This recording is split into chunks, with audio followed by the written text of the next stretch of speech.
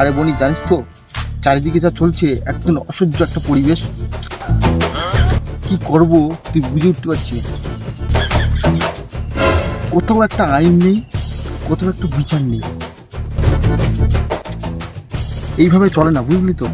এইভাবে চলে না। আচ্ছা, একটু ফোনই আছে, দাঁড়া। রং নাম্বার কোথা থেকে আসলো আবার?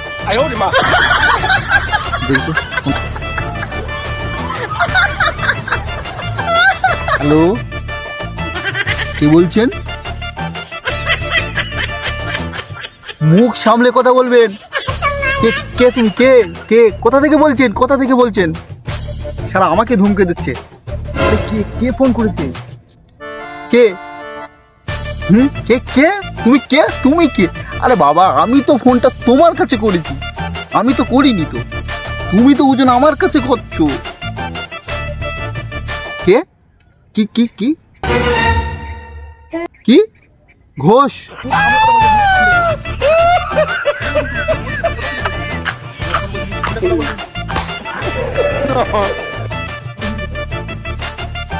কে ফোন করেছে? কে?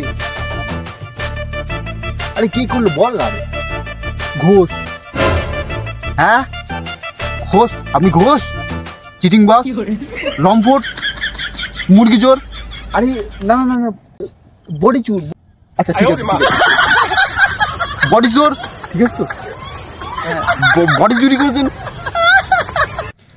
তোর লজ্জা করে না? মেয়েদের নিয়ে খেলা করিস? হ্যাঁ ঠিক দিচ্ছি তো। কাগজ চোর না, টাকা চোর। কি টাকা চোর?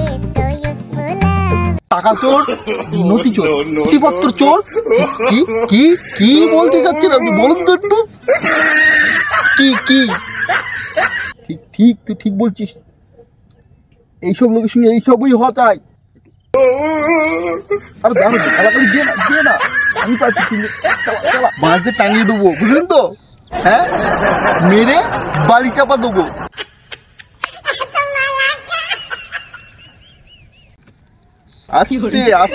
আস্তে কথা বল।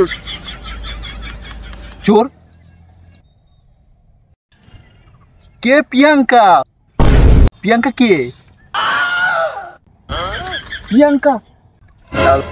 আরে ওটা তো আমার গার্লফ্রেন্ড। দাদা, আরে দাঁড়া না। কে প্রিয়াঙ্কা? প্রিয়াঙ্কার বাবা সন্দীপ ঘোষ বলছেন? আগে বলবেন তো। গেল প্রিয়াঙ্কার বাবা। আচ্ছা প্রিয়াঙ্কার বাবা।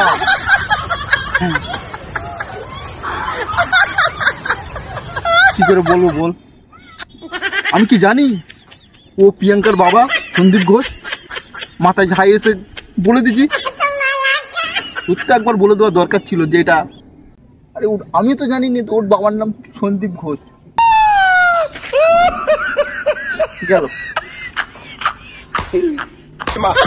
আর সবই গেল। এই সে